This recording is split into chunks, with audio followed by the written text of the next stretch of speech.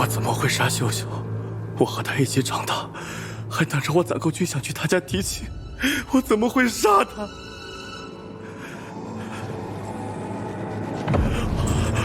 我控制不住我自己，我要杀人，我要砍人，我要咬人！我被诅咒附身了。对，诅咒，这是对背负君的诅咒，背负不该改制。天将诅咒，这是报应，这是报应！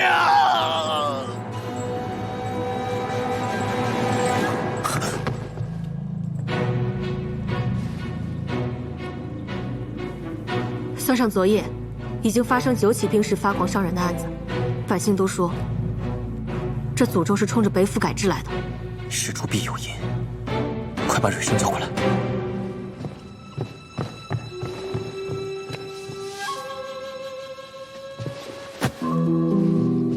这便是病因，吃了这些稻谷的野狗便会如此，暴躁、失控、失血，发病时间不等。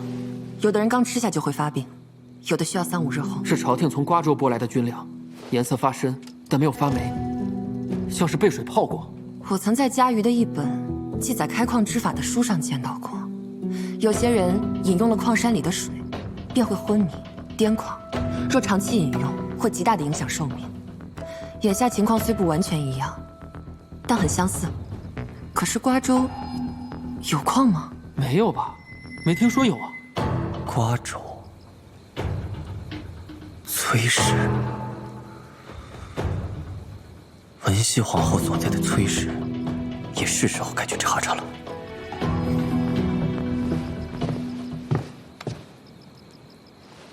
哦，对了，你的药。药。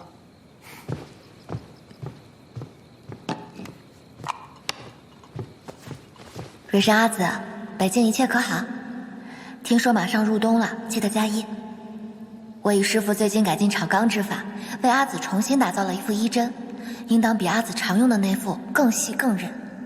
给元姬阿紫做了面镜子，倒是不如铜镜。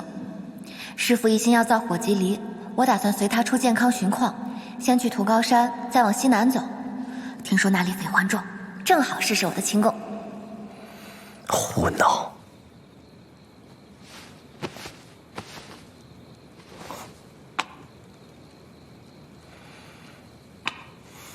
没亮。来了，给您放在哪儿？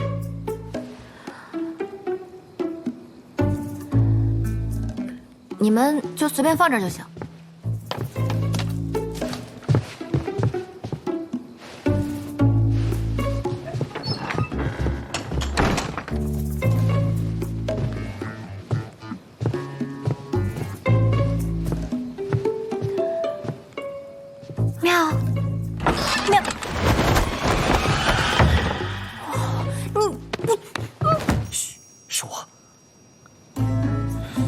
知道是你，你怎知我来灵凤铺了？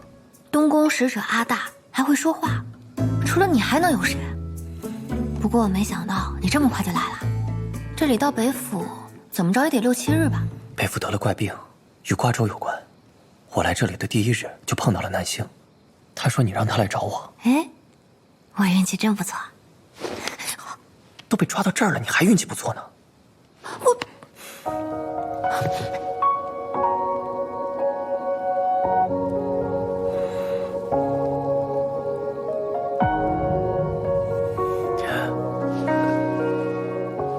你是怎么骗过崔少安的？其实吧，一开始也没骗过去。既然都被你发现了，那我就跟你直说了。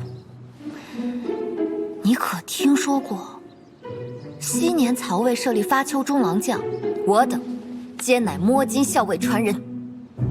啊？摸金校尉第6代传人，正是在下。啊？你不信啊？你也不想你们崔家的墓地被我们光顾吧？你爷爷的，你爹的，还是你的？我跟你说啊，我们这摸金校尉啊，别的没有，就是有耐心。我以后我等个180年的，我跟你说，我把你们家全挖了，全。停，小丫头，你不会当我傻吧？哎，行吧，行吧。我承认，我是看见你们家在开私矿，但这道上的规矩我懂，我这不该说的呢，我一个字儿都不往外说。但你知道咱们倒斗的，见者有份儿吧？是不是？你怎么还不信我呢？你们家矿上最近有没有人突然晕倒、暴走，或者是癫狂？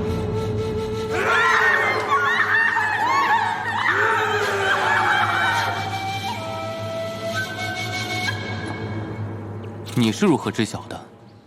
那我知道的可多，水的问题。你想解决吗？我可以帮你。小妾，又是怎么回事？就是一个由头而已嘛。那我答应帮他制造绿水，这不是正好能拖到你来了吗？是你要南星来找我的？我刚才不是已经说过一遍了？为何呀？这里明明离健康更近一些。那你不是会武功吗？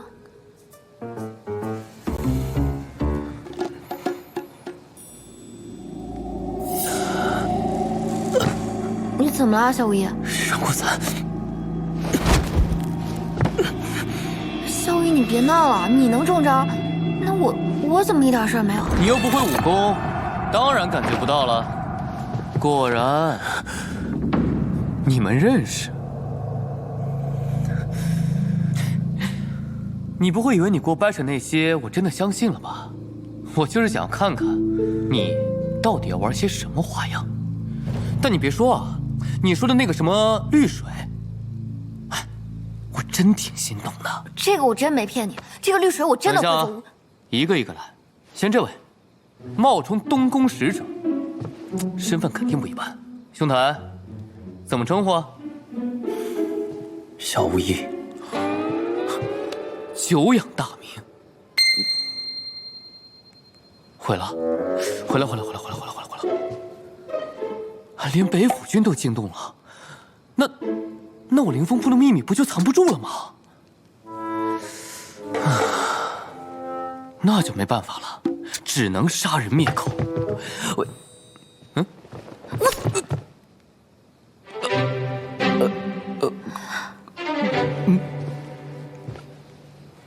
他怎么话这么多呀？所以把他嘴给封上了。他身体也动不了了。这是我跟蕊生阿紫学的，把他的经脉都封锁住。现在他除了眼睛能动，其他地方都动不了。厉害！你跟蕊生学了多久啊？第一次查啊？我就看过那么一次吧。这要是扎歪了呀，可能会瘫的。哎呀，现在怎么办嘛？我撤了啊。等等，你知道凌风铺的矿山在何处吗？后山。但是不知为何，他们这儿的矿工招的都是女孩。各地统计流民，只算成年男性，女孩很能掩人耳目。是啊，最多也就落一个崔家公子的好色之名。你这针能管多久啊？不知道，但我看蕊生阿紫扎的时候，那只鸡躺了一整天。那就看他的命吧。走。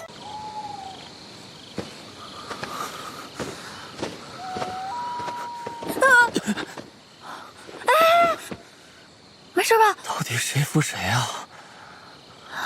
我的错，我扶你，我扶你。走走走。走。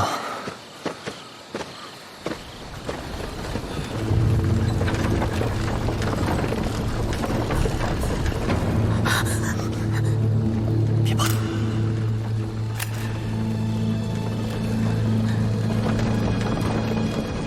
开矿的确会死人，但是怎么会死这么多人？北府偏执了，被矿水浸泡过的稻谷会瞬间发狂，失去理智，像野兽一样想要伤人。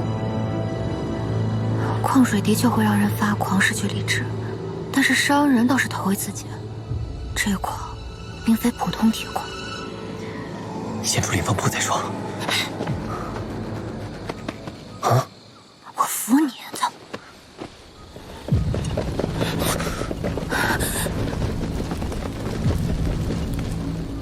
将军这是要上哪儿去啊？崔女郎，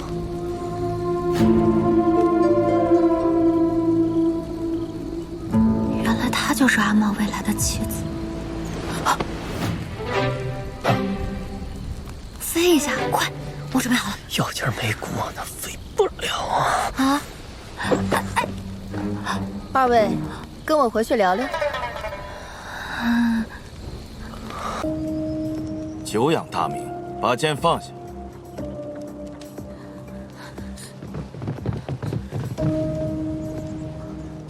阿父，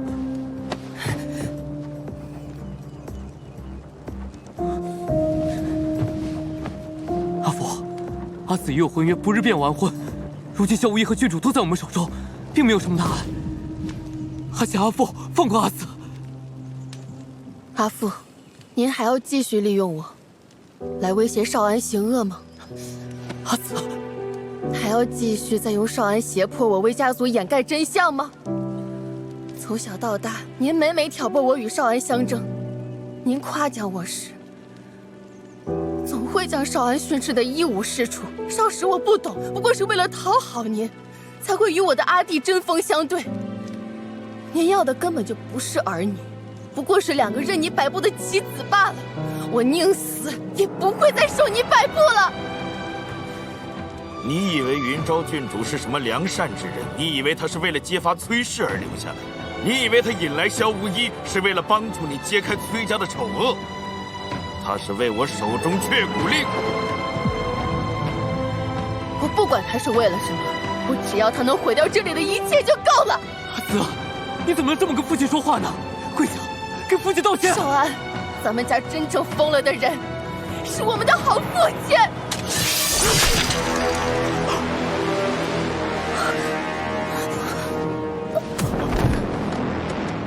阿紫，阿紫，阿紫，阿紫。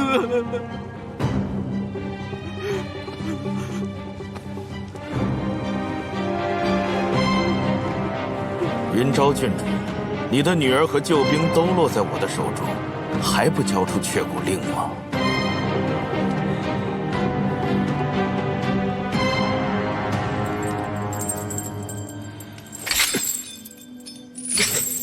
阿莫，你怎么样？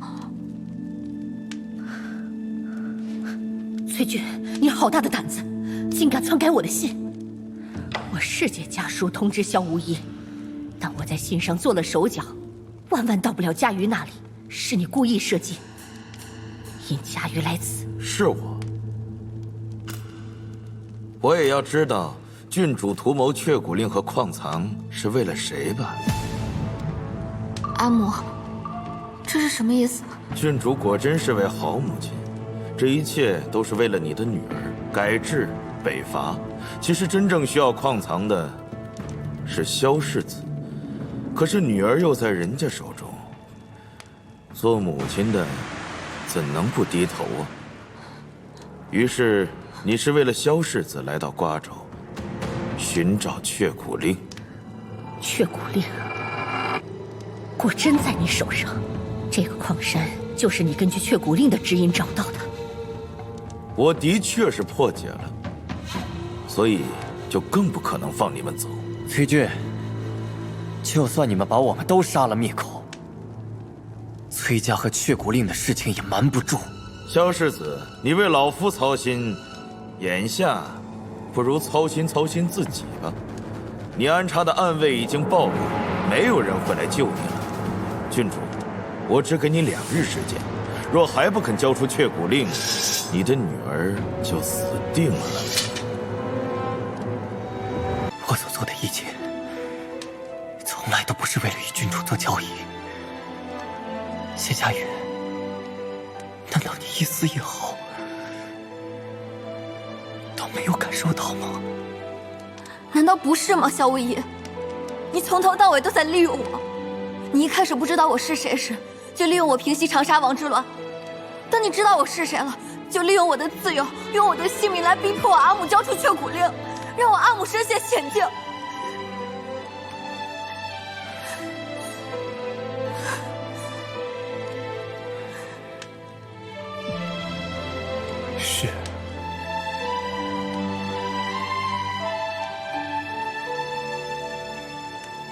都怪我。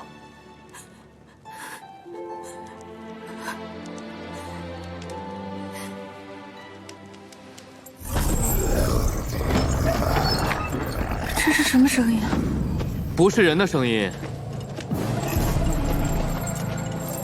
这座矿山下有条地下河，水不干净，或饮或用，就会让人精神狂躁，宛如野兽，就像他一样。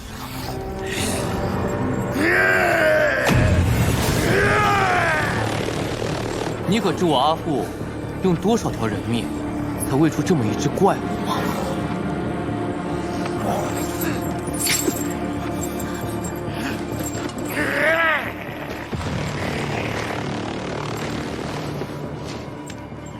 别挣扎了，这烛火是特制的，你的武功使不出来，交出血骨令，否则我不介意让这个怪物会会谢家人。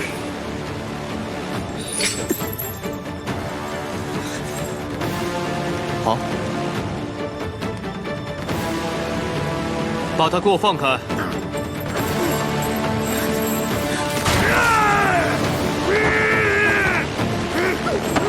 太远！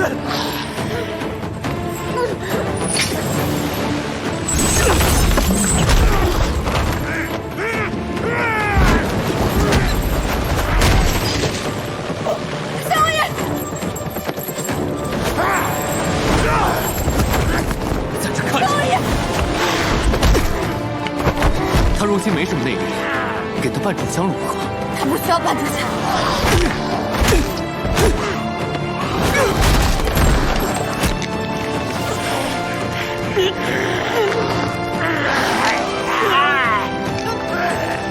这么信任他，他一定会赢。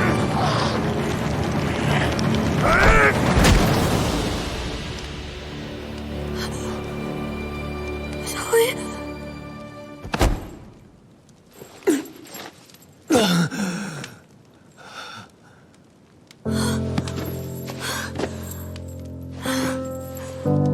小薇。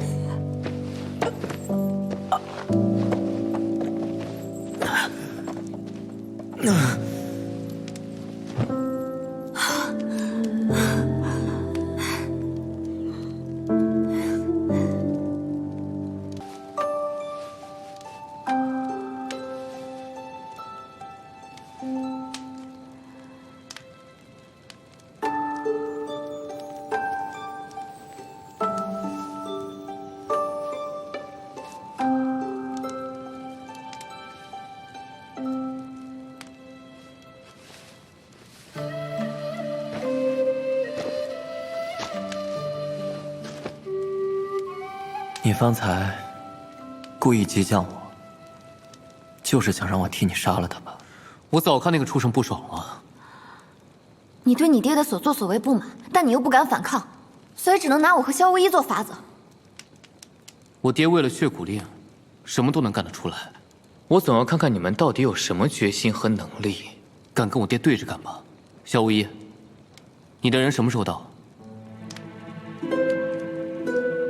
不想说没关系，只要有援兵就行。这洞外都是我阿父的人，援军未至，最好不要轻易行动。我会把外面的蜡烛都撤掉，这是我唯一能帮你们的了。等等，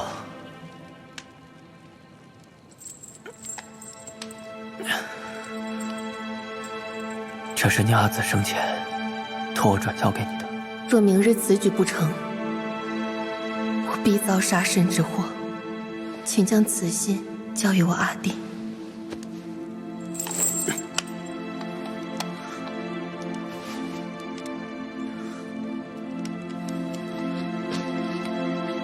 你们若要行动，最好把底下的人都救出来。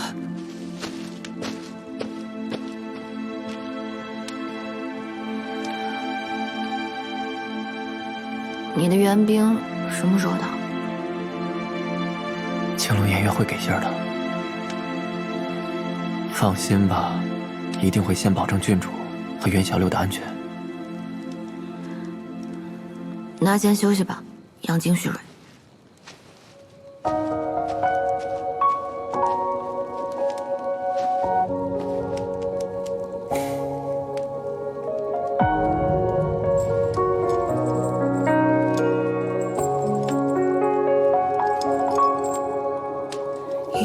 心动，只止一眼，这瞬间，牵动命运之中的线，已相连。共赴岁月，为你的安宁处在你身边，以灵魂相见。你别多想，我是怕你伤势太重，别到时候死在这儿。你知我决定将生死与共，笃信我不退避的执着。你知我拼一生万古磊落，不言弃不闪躲，是真如错。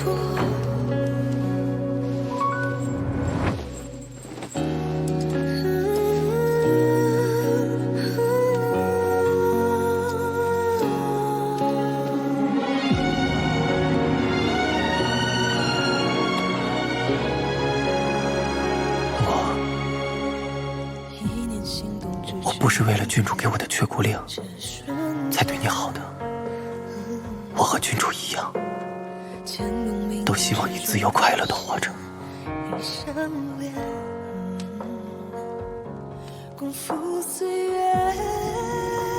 佳玉，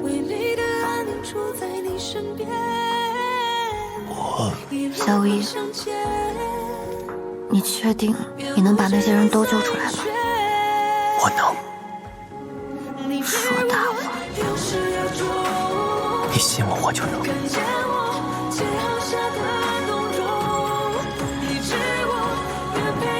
好，我相信你。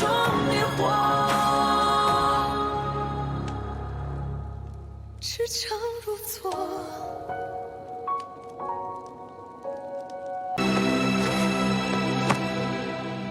这是我设计的，用来建造皇陵，注水封盖。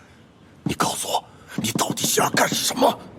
毁掉灵风瀑，矿洞中被污染的铁水都被封在这轮盘之下。3个时辰前，我已经开启轮盘，很快铁水即将淹没灵风瀑，所有的人都会死。疯子！轮盘机关布满暗器，穆莲英，你这一去必死无疑，你们全都给我陪葬吧！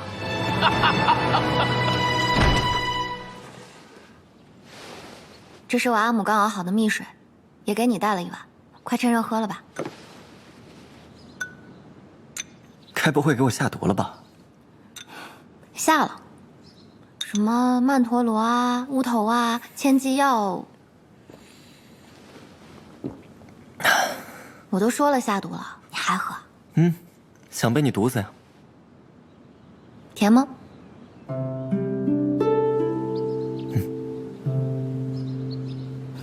谢谢你救了那些女孩。杀人灭口的话，这些女孩子怎么办？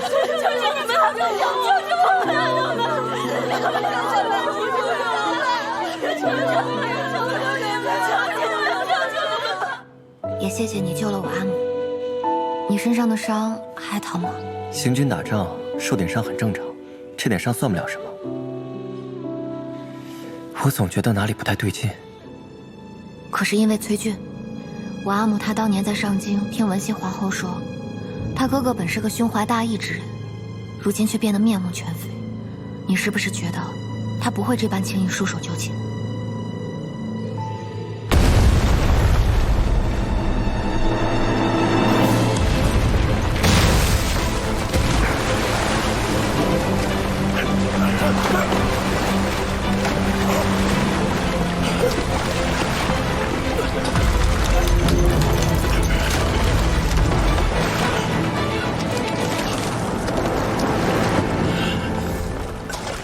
设计的还能难住我？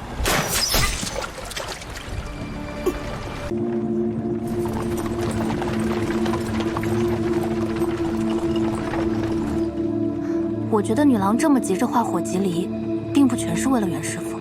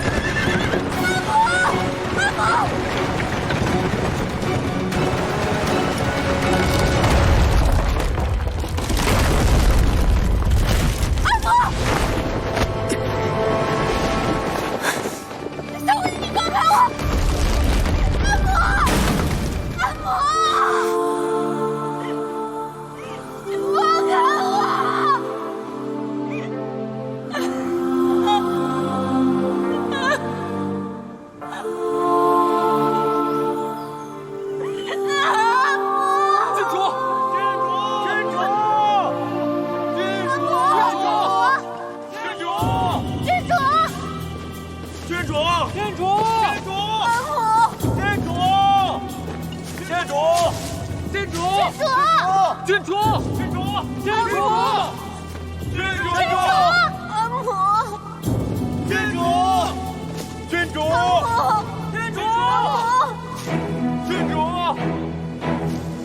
找到了！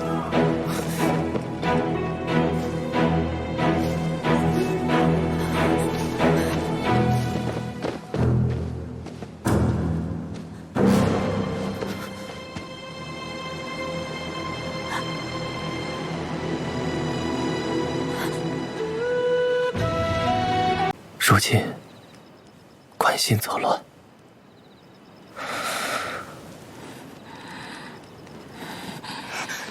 女郎，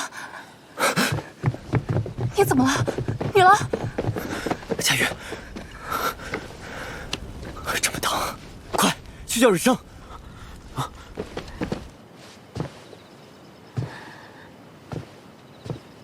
萧无疑，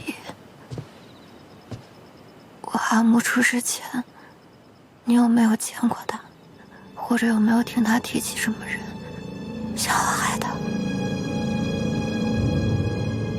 坐上那把椅子就能够不受掣肘了吗？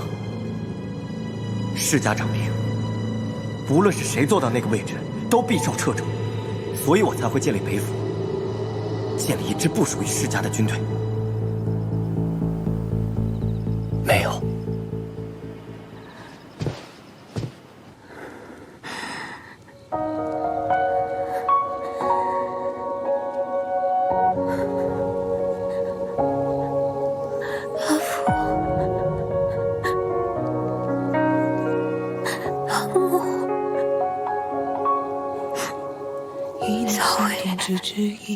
我在。谢佳玉，你可知道你在喊谁？佳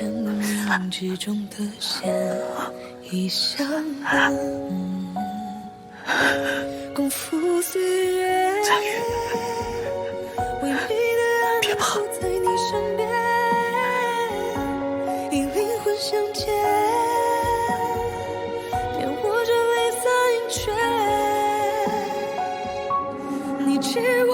决定要生死与共，笃信我不退避的执着。你知我拼一生万古磊落，不言弃不闪躲。你知我有始有终，看见我桀骜下的动容。睡吧，你知我愿陪你总有天亮的时候。最后，燃尽心中烈火。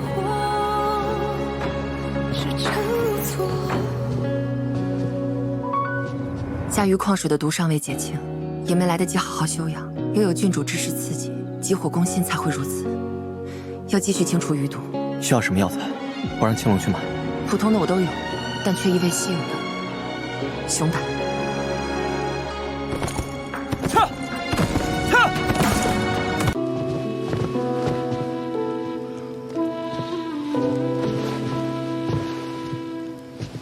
世子，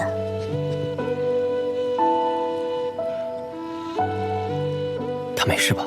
女郎这是睡着了。世子小声些，女郎好不容易才睡着。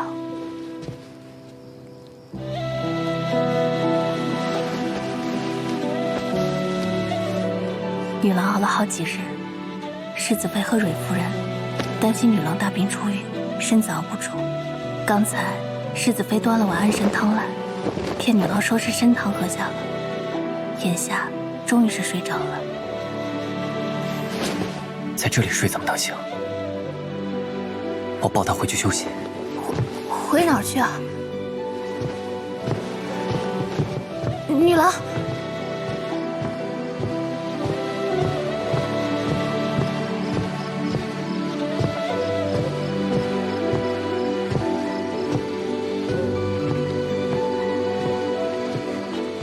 看来咱俩的赌约胜负已分，我要赢了。不对吧？我记得是我赌他俩，能成？你跟你夫君打赌总赢，是因为你输了就耍赖吧？我没有啊。成，耍赖也可以，学文或是学医，要不让子期都学吧？我觉得可以。哦，对了，你不是说世子给佳玉妹妹取熊胆受伤了吗？那她现在能抱人吗？放心吧，他不疼。也是。你说青龙喜欢的是偃月还是南星啊？我赌是偃月。还赌啊？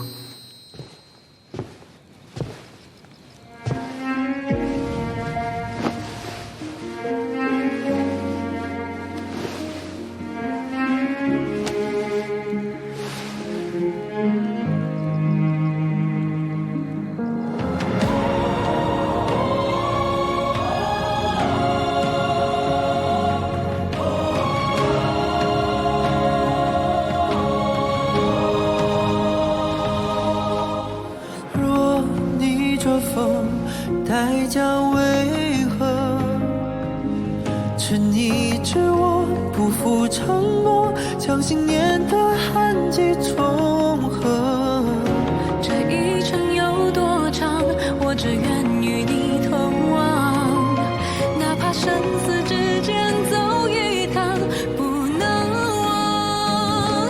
就让我奔赴你的方向，是属于我的守望，一生匆匆，却唯独你与我炙热的天光。就让我燃烧一生愿望，也拉住你的手掌，光阴距离不可阻挡，两颗心同去同归至天荒。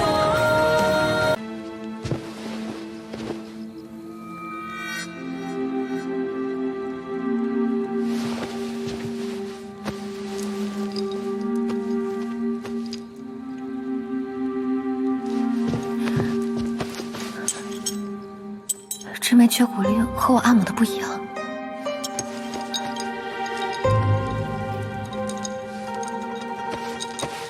不在他这儿，那么为什么松了口气？郡主的却骨令不在我的手上，不是我杀的郡主，是别人，是谁呢？谢家玉，你这么聪明，心中早有猜想了吧？除了我在郡主身边的，能下手的，有理由下手的，你心中还剩下几个嫌疑人？不是我，就只能是他，或是他们。你该愤怒，或生气，或疑惑，但你为何偏偏松了口气呢？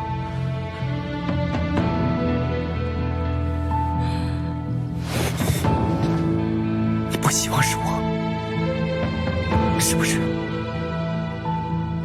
瑶瑶，你为什么不希望呢？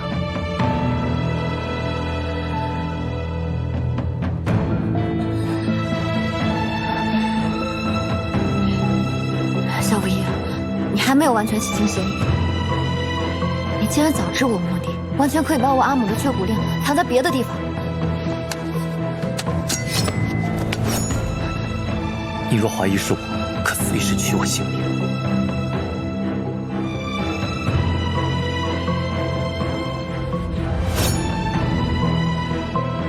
你以为我不敢吗？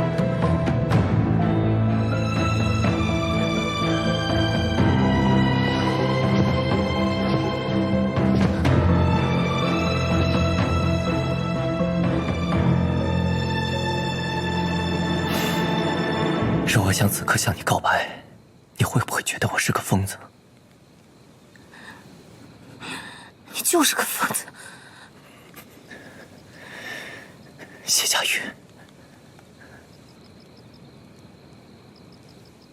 我心悦于你。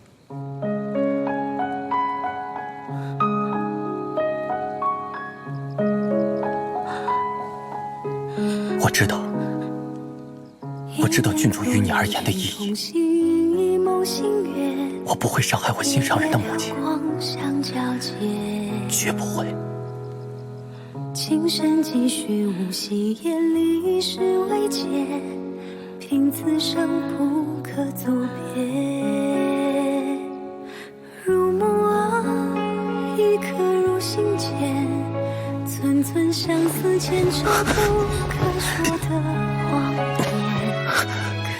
受伤了？怎么回事啊？我记得在凌风铺的时候没有这个，什么？漫漫流年，情字生结为情所愿，偏揽书中情话，得来终却浅。缓缓岁月，执手相拥，写作誓言。莫问归路，只求余生能与你并肩。一世一缘，不负拍手为情所愿，皆如情之所愿，等来终得见。朝朝暮暮，只需一人，岁岁年年，只手历经烟火人世间。只手历经烟火人世间。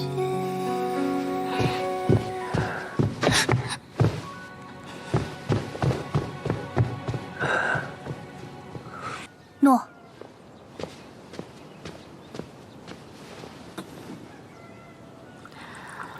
王妃，您也是上京来的，有一些从前的事情，我想问问您。你问吧。听闻我阿母从前和文熙皇后关系很好，情同姐妹。是。昔年的上京双书说的就是文熙皇后和云昭郡主。那我又听说，萧老将军从前是文熙皇后母家的马夫，因文熙皇后推荐才进入禁军，后率领禁军护送大业宗室和世家南渡，建立南业，有从龙之功，才受封晋安王。的确如此。可我阿母为何从来没有与我提起过萧家，也没有跟我说过萧老将军？唉，世数上有别，更何况王爷当年就是一介马夫，郡主不记得了，这也是情理当中的。可文熙皇后连最后的5万禁军都能交给萧老将军，可称亲信。我阿母亦是文熙皇后信任之人，怎么会不记得？当年文熙皇后临终前诞下太子，不知什么原因，太子迟迟没有现身。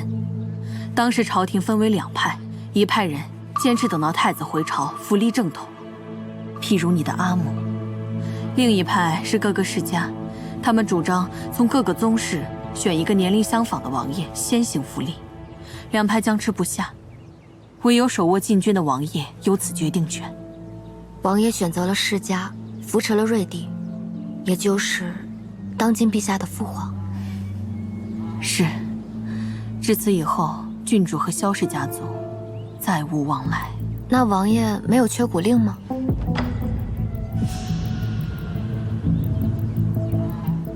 啊，我就是随便问问。只是我阿母的缺骨令丢了，有人说是萧无一杀了我阿母，为的就是我阿母的缺骨令，所以才……不可能！这一点我可以给你保证，萧无一绝对不会杀害郡主的。根本……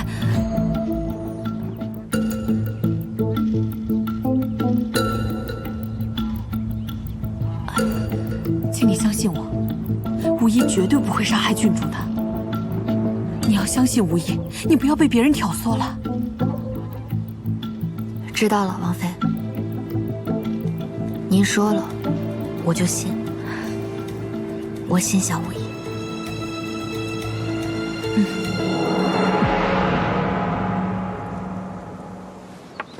哎，谢娘子，话说明白，你带我来这里做什么？上次我不是祝你得了走马川洋比试的机会，你说欠我一个恩情，日后会答应我一件事情。我的确说过。那就不要再问。我保证，这件事情绝不违反大业律法。先生，人给你带来了，请伸出手来。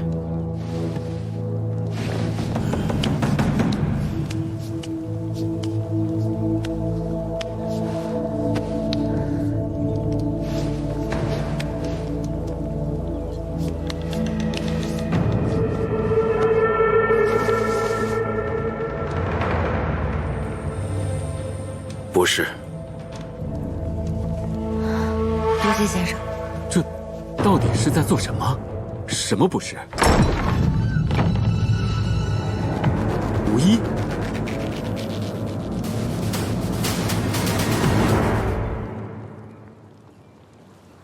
你画的我，这又是哪一次？演武场吗？摸骨人说了，你和逍遥不是亲兄弟。这么笃定，万一说错了呢？你既然坐在这里，那就证明我没有说错。你是什么时候开始怀疑我的身份的？凌风浦。这么早？一开始，我不在乎文熙太子是谁，我只在乎究竟是谁害了我阿母。我知道我阿母跟你说过，她用缺骨令换我自由身。她出事之前那晚，我看到你们起了争执。这缺骨令，她不会交给除了文熙太子之外的任何人。她既然答应过你，又怎会出尔反尔？所以一开始，你才会怀疑是我对郡主出手，为了夺缺骨令。除了你，乐君也有理由。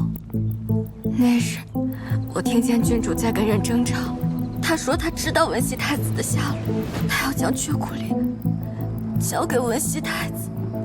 我在马车上，不是没有给过他机会的，可他知道你的身世，还坚持要辅佐文熙太子上位。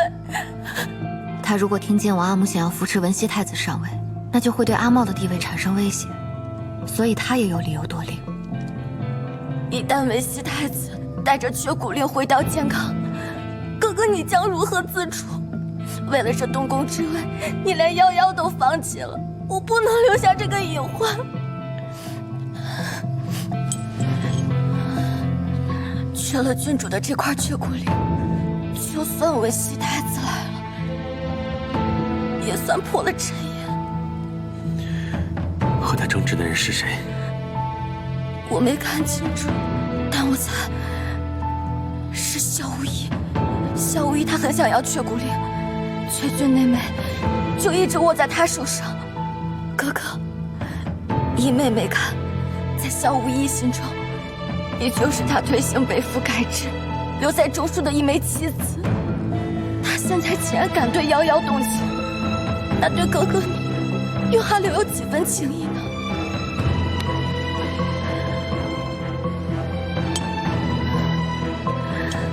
万不可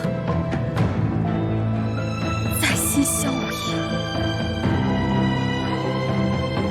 能控制马匹发狂的道骨，只有你有，所以一开始我对你的怀疑更大。他又是什么时候变了呢？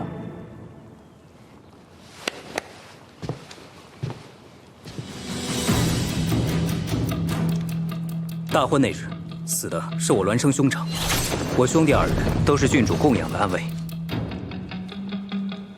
直到大婚之前，我二人的存在，就连太傅都不知晓。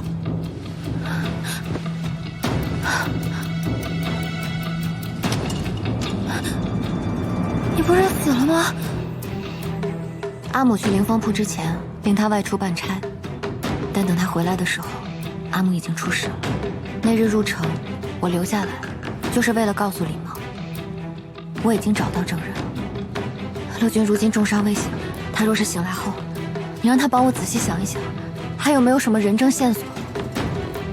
我让人去找了马夫的家人，希望能有什么新线索。随后，女郎令我立刻控制住马夫的家人，送来健康，就是要看看有没有人会趁机动手。果然，希望的人来了。所以你早就开始怀疑李乐君？愿者上钩，我只是给所有人都下了钩。引蛇出洞，同样也是打草惊蛇。李茂和李乐君必然察觉了你的怀疑，也很快会发现马夫的家人其实什么都不知道，且并非人证。他们知道又如何？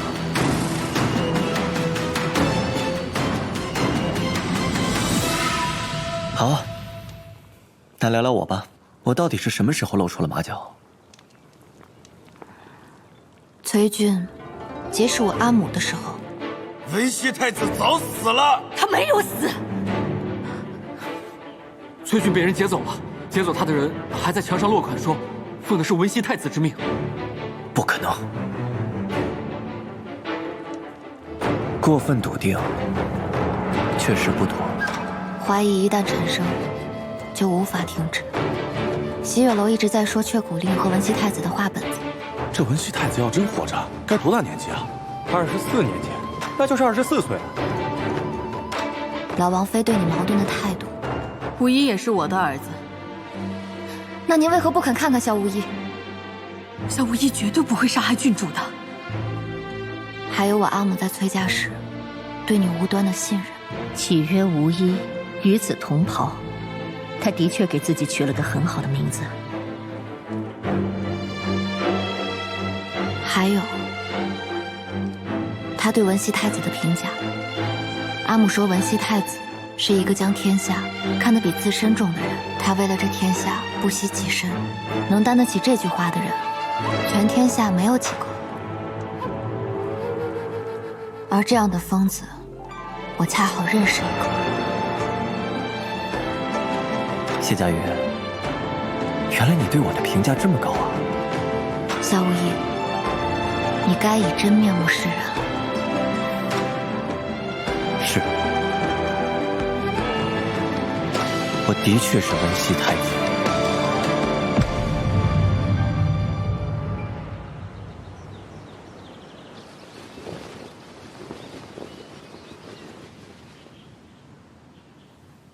是时候去接阿母了。南星，帮我梳妆更衣吧。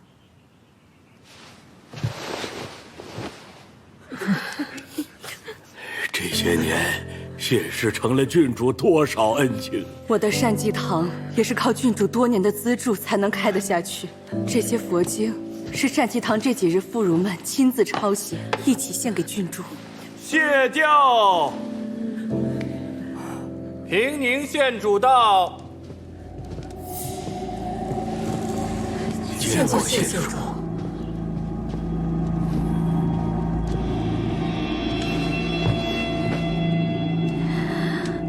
乐君与哥哥自有孤苦，幸有郡主照拂，此恩难报。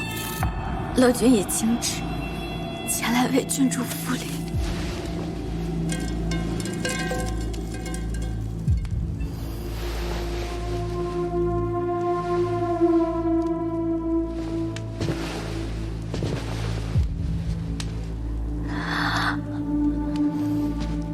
见过太傅。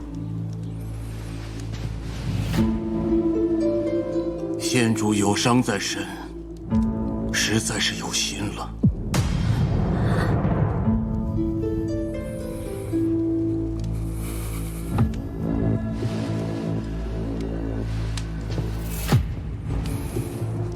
时辰到，启灵，摔瓦。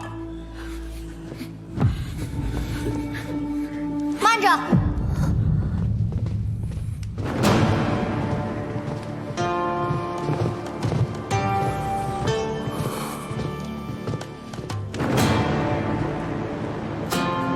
阿福，我还在，怎么能让堂兄来摔盆，再让外人来扶灵？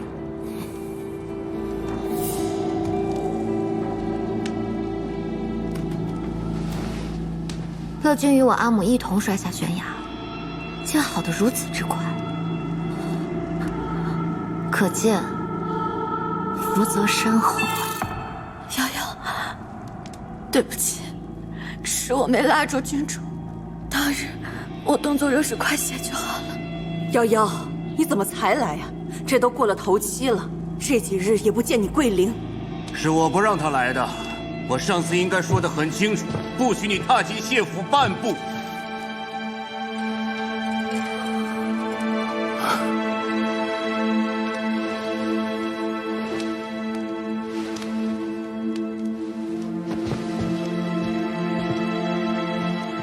诸位或许有所不知，我阿母已与阿父和离。按照我阿母的意愿，定是不愿入谢氏祖坟。故而今日，我来带她走。放肆！佳玉丫头，这话可不能乱说。你阿发母怎么可能和离？我手中有2封信，这一封是我阿母离开健康时写给我的，她说她已经和阿父和离，想要出去散散心，游历这天下。第二封是阿母在灵风铺时写给阿父的，这些是郡主的遗物。只可惜还没来得及寄出，就已经出事了。阿父，你要看看吗？我不必看。我和你阿母的婚事乃皇家赐婚，所以若无宗正稽核、内廷允准，你的和离书根本就毫无功用啊！趁今日谢氏族人都在，我就再说一遍。谢家瑜并非我与云昭亲生，咱们不知道，他只是云昭捡回来的孤儿罢了，被云昭当猫儿狗儿养了10几年而已。所以他凭什么？他凭什么做我谢氏和云昭的主？别再耽误时辰了。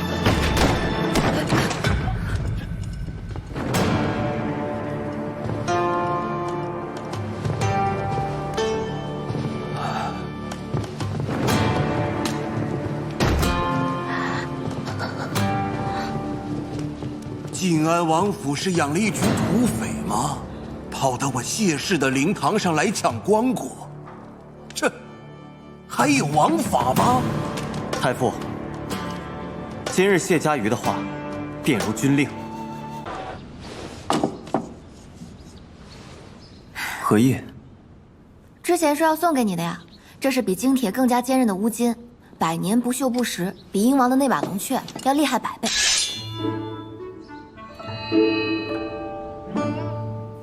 你何时炼成的？去瓜州之前，不过当时还没有配剑鞘，我可是特意求了云烟阁的魏大师傅，让他为宝剑配鞘。怎么样，喜欢吗？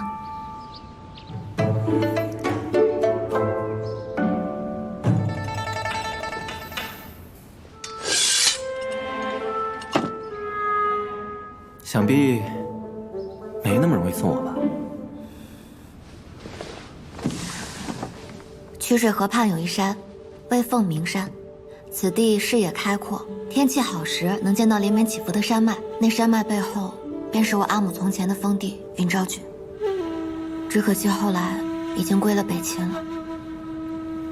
所以呢？所以我想将这山买下来，做我娘的墓寝。只是此地如今在当地一富户手中，要价很高，我的钱凑了凑，还差这么一点点。你放心，我不白借啊，利息已经给你了。差多少？5000两。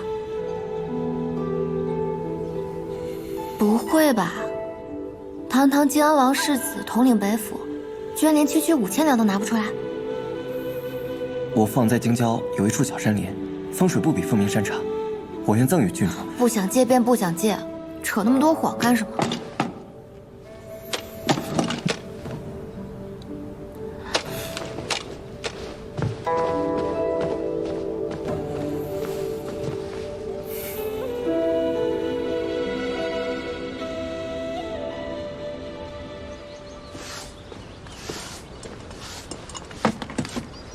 世子为何今日突然要洗马？世子都在这儿了。你将私房钱都投到了军中，只剩下这些傍身的，也就3000多两。堂堂晋安王世子，私房钱只有3000两，说出去肯定没人信。将这赤菊卖了吧，再将这些都兑换成现银，交给何元济，再让他将我在家中的份子全都取出，一并交给谢家瑜，就说是王府借给他的。这可是老王爷送您的西域宝马，万里挑一的良驹，整个大业都找不出第2匹，您都不舍得骑它上战场的。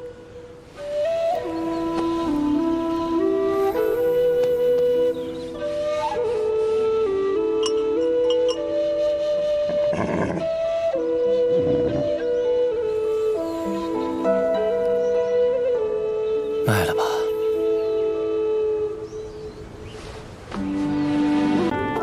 南星，把我那把短刀拿出来吧。女郎，可那个是郡主留给您防身的呀。穷呀！你把这些拿去外面问问价，差不多就全当了。剩下的我再想想办法。若是把妙手抵了，好像也差不多了。世子当真不肯接吗？那也太抠了。堂堂北府统帅，他不是才抄了崔家的矿吗？那也是替朝廷封的，不是萧氏私产。不过我也没想到，萧无疑连5000两都不肯借我。我以为他至少……谢佳玉，我心悦于你。说什么心悦于我？罢了，人生还得靠自己。原架子，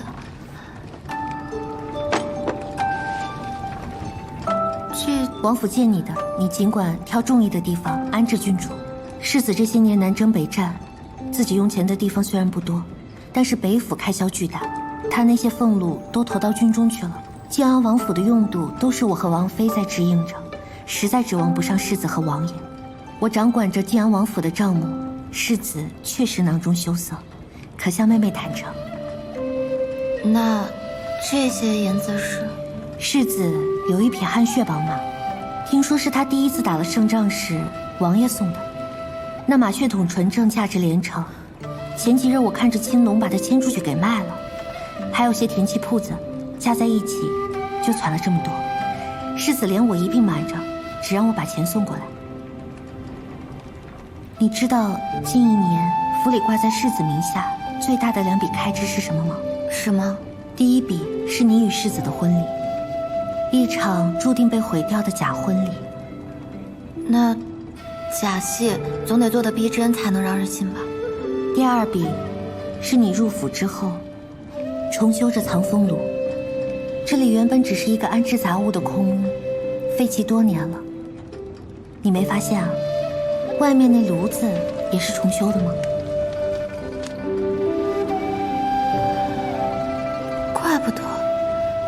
怪不得和我家里的这么像。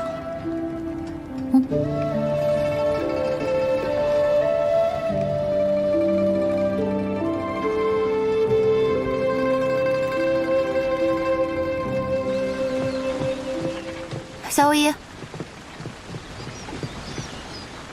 你的马卖了，利息却没拿走。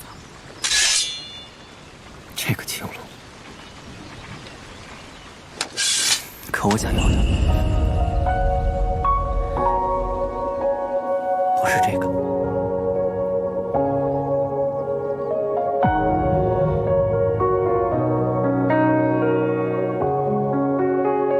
你想要什么？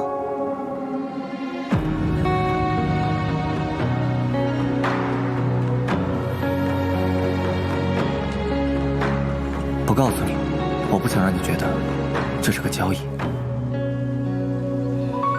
除了却骨令，我还有人证。传。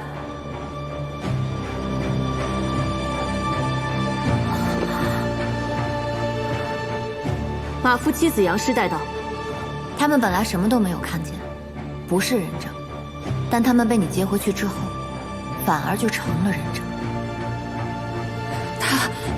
他问我出事那日，寅时出客人在何处，是否去过马厩。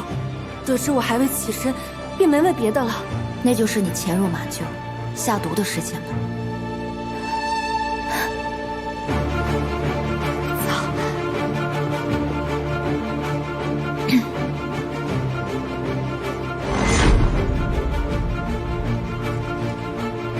等等，别再造杀孽了。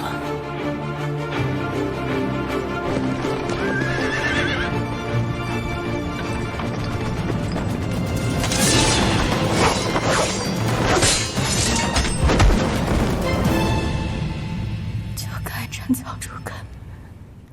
平宁县主为夺却骨令而谋害我阿母，请太后为我阿母做主。太后，这些证据不足以定罪乐君，还需彻查，请太后从长计议。难道齐王殿下想包庇平宁县主吗？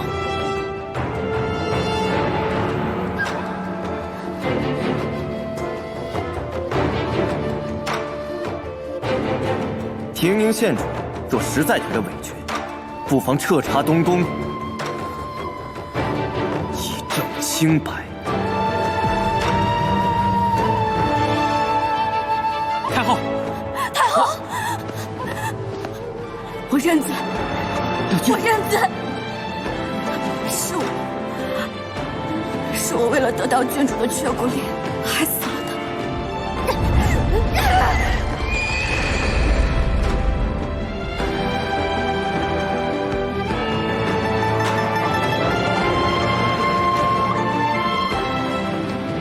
请太后走吧。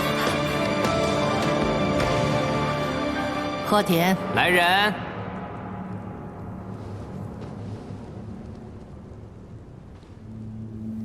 那日，你突然腹痛需要卧躺，是我下的药。怎么了？阿母，我有点不舒服。郡主，不如与我同城，只因我顾念着，不想把你卷进来。若是我心狠些，直接在你和郡主的马车上下手，让你们一起死。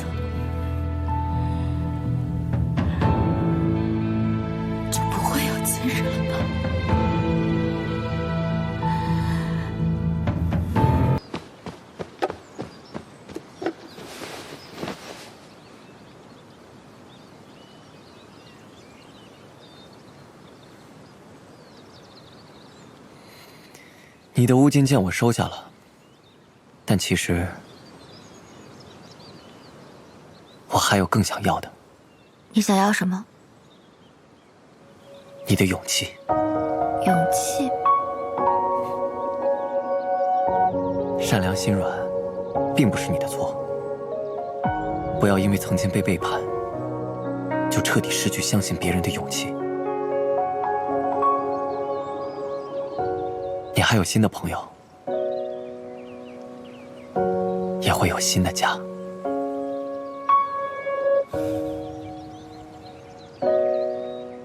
其实，在入灵风铺之前，我并不曾见过真正的疾苦。我在谢家长大，得阿母养育，只是婚嫁不自由，便以为自己饱受束缚。后来才明白，这世上不存在真正的采菊东篱，悠然南山。师父曾问我，江湖在哪儿？天涯又在哪儿？如今我明白了。古来乱世皆如此，宴乐之下皆血泪。人活着已是不易。好，我答应你。我依然相信。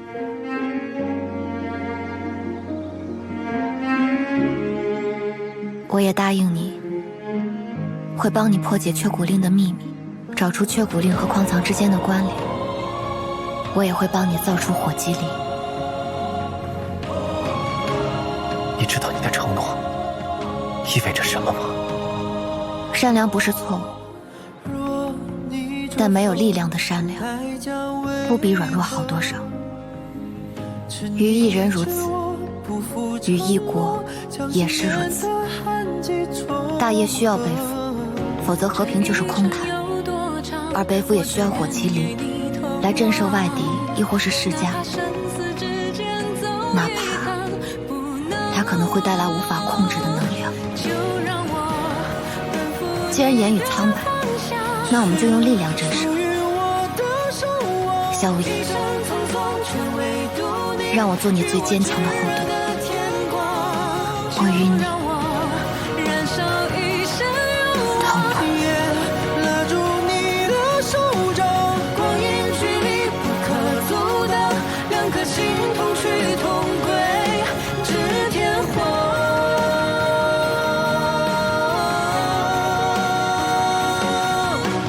就让我燃烧一生勇往，拉住你的手掌，光阴距离不可阻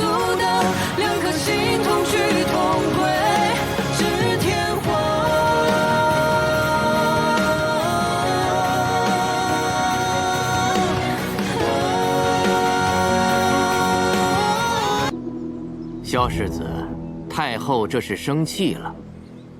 不仅是因为您今日剑指齐王，破坏了微臣的规矩，更是因为您和谢娘子犯了欺君之罪。哪来的欺君？谢娘子，齐王殿下已经交出了第3枚却骨令，他那一枚正是李乐君从郡主那儿拿来的。那宫宴那日出现的却骨令又是哪儿来的呢？您和萧世子为了捉拿凶手，连太后都敢利用，这难道不是欺君吗？萧无一，你可知罪？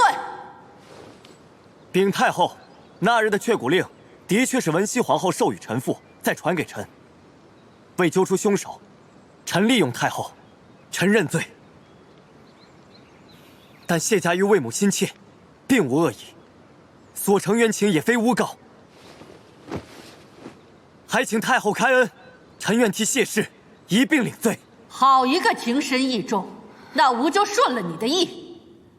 他的板子你也一并领了吧。谢太后。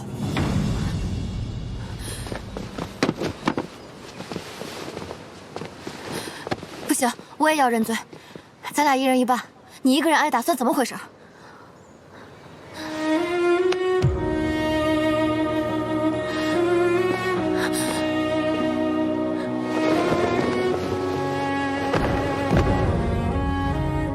来吧，行刑。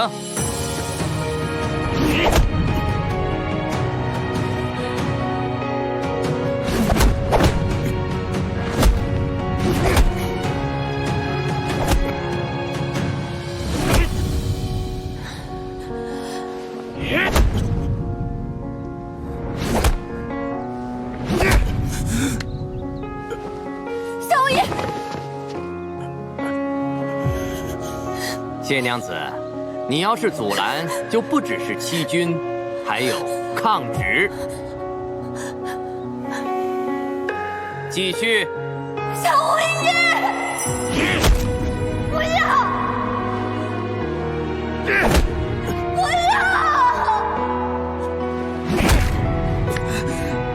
你可知何为君臣？你本是君，你若不做这个文熙太子，不做建康宫的那把椅子，一辈子为臣，纵然手握北府，也一辈子受人忌惮，做任何事都会受人掣肘。坐上那把椅子，就能够不受掣肘了吗？世家掌兵，无论是谁坐到那个位置，都必受掣肘，所以我才会建立北府，建立一支不属于世家的军队。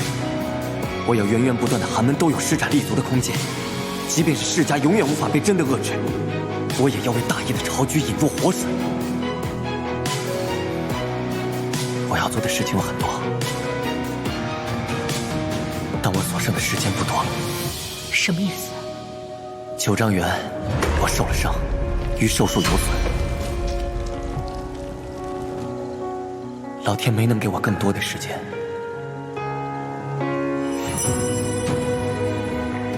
天命于25年前就不在我所求的也不是那把椅子。我若不想要一个生死道消的北府命，就必须要做更多的事，而不仅仅是站在那高台之上与世家周旋。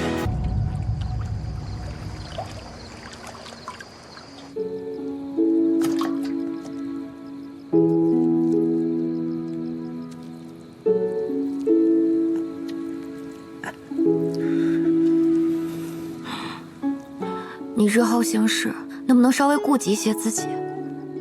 今日竟然敢当众对着阿茂拉弓射箭，你心疼阿茂了？我没逗你玩笑。我也没捅你。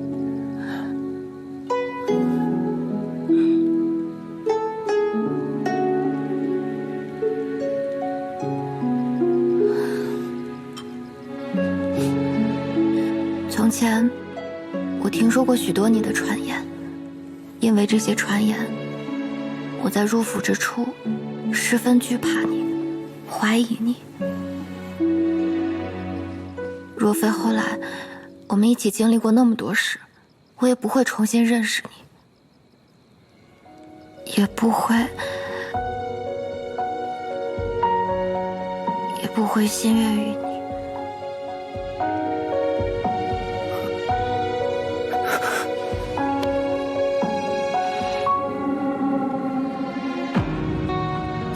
么？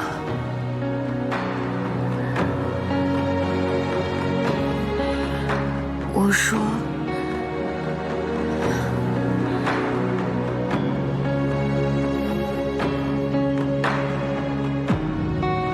夏无疑，我心悦于你。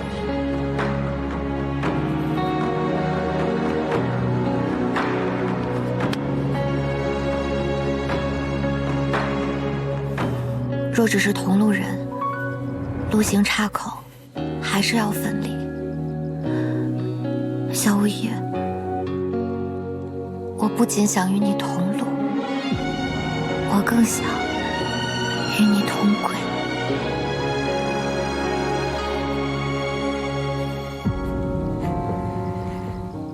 所以你日后行事，可否能稍稍顾及自身？若你有个好名声，哪怕你日后做了坏事，别人也不信，那岂不是更容易成事？你看看太傅，多会骗人。别人都说你聪明，我怎么就觉得你傻呢？跳堂之上，总有人唱白脸，有人唱红脸。我已经选一张很好的红脸，我不介意再唱一张白脸。那你可曾想过自己的结局？我虽不爱看书，但也看过不少话本子。像你这样爱唱白脸的臣子，古往今来可没什么好下场。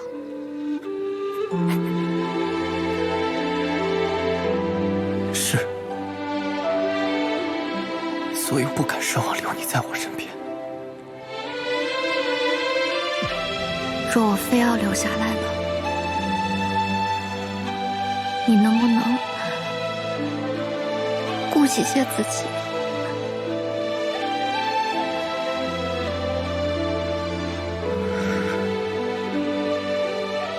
你让我把这里当成自己的家，你也答应过我阿母护我周全。可我知道你是怎么想的，只不过是安排180个护卫。若日后你或是萧家出事，便护送我离开，对不对？我不要这样的依靠。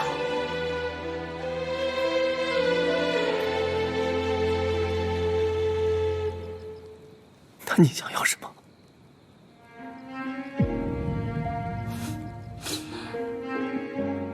若我不想做萧大魔头的夫人，想做英雄的夫人呢？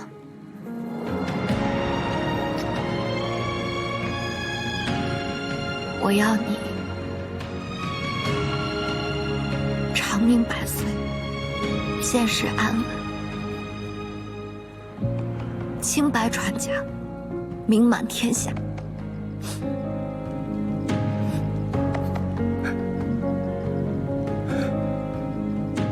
你这是在为难我。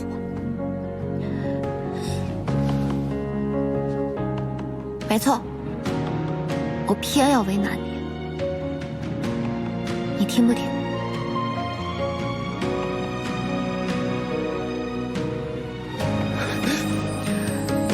就让我奔赴你的方向，是属于我的守望。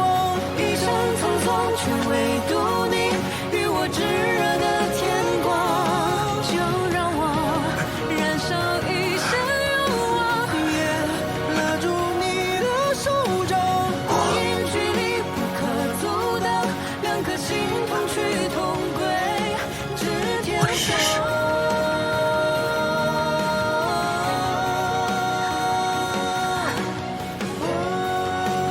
那我也答应你了，偏爱你，相信你，以后把这里当成自己的家。与我炙热的天光，就让我燃烧一生愿望，也拉住你的手掌。光阴距离不可阻挡，两颗心同去同归。惦记承诺，无论将来谁再来抢，的绝不会在房里入。拉住你的手掌，光阴距离不可阻挡，两颗心同去同归至天荒。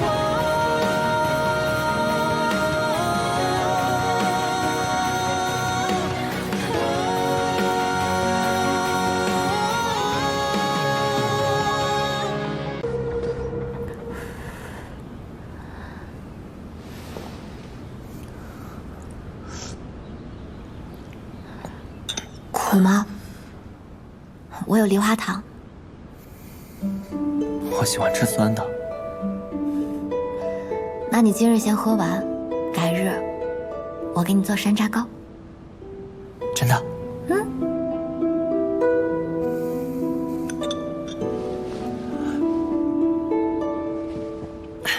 不用了，买些山楂回来就行。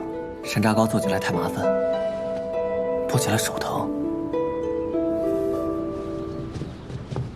世子，试过了，东宫确实被封禁了，进不去。禁军调动异常，陛下的寝殿从昨夜开始停止换房。太后又想对阿茂故技重施。太后这个戏台子搭了这么久，也该做个了结了。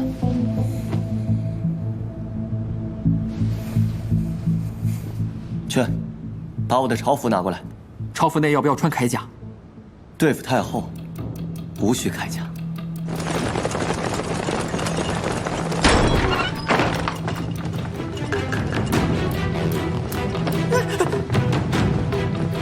世子，殿下他已经烧了2日了，太医署根本就没人来。余生，把近几日封闭东宫的守卫全都给我绑了。诺。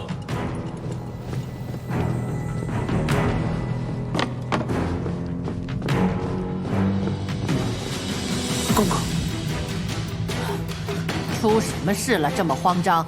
太后，萧无一夜闯东宫去救齐王殿下了，而且秦太医被抓了。秦太医会不会把当年……掌嘴！奴才该死！奴才该死！奴才该死！奴才该死！别打了。秦太医家里20余口都在吾手中，就算是死，谅他也不敢走入半点风声。不料的果然没错呀。还真不能够让他们有翻天覆地的那一日。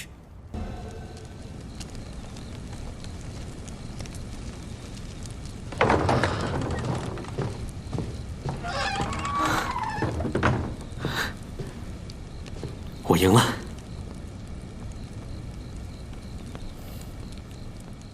恭喜哥哥，成功扳倒太后，拿到天子9印。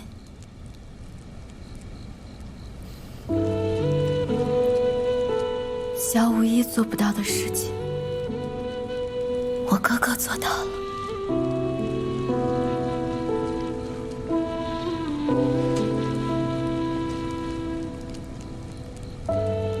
你是要走了？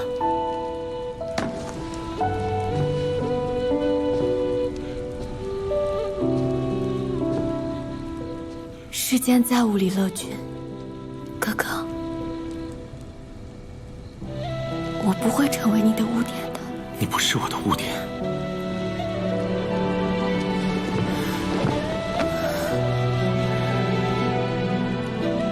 你是我唯一的亲人。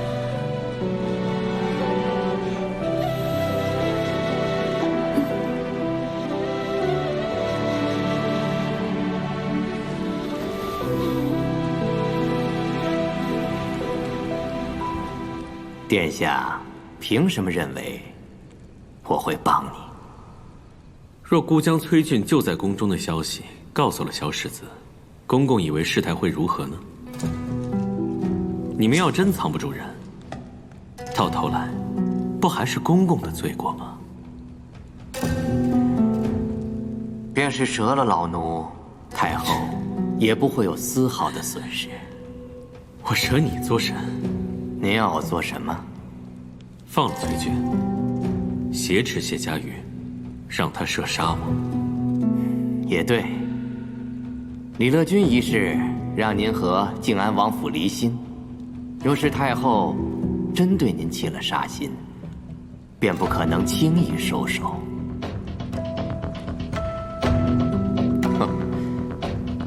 您还想要太后和萧无一鹬蚌相争？我听闻公公有一名外侄，视若亲子。当时公公想利用何家为他求点仕途，不料被何家那些不争气的儿郎带着整天饮酒作乐，几乎成了个废人。陛下现在沉疴难愈，公公以为太后还能掌握几年的权柄，何不与孤结个善缘？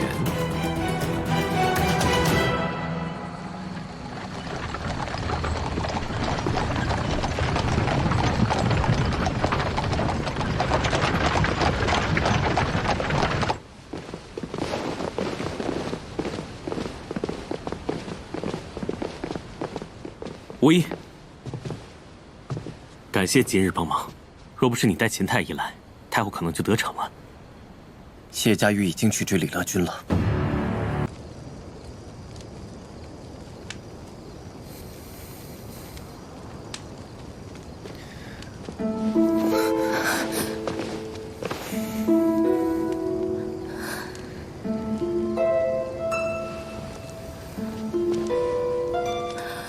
怎么回事？阿茂打的。对不起。别乱琢磨，这是我跟他的事。都是因为我。好了，没事。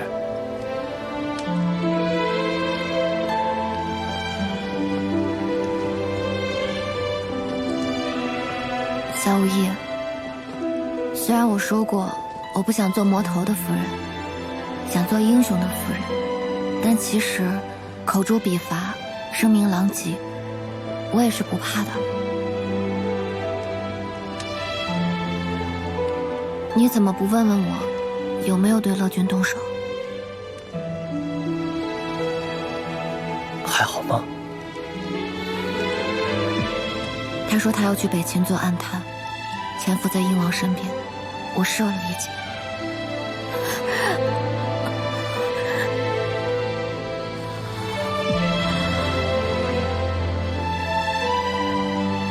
李乐君，你我此生不必相见，若再相见，我定取你性命。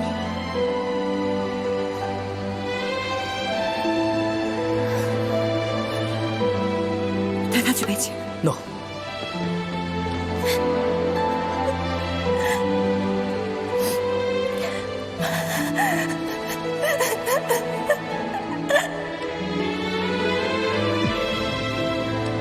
郡主会明白的。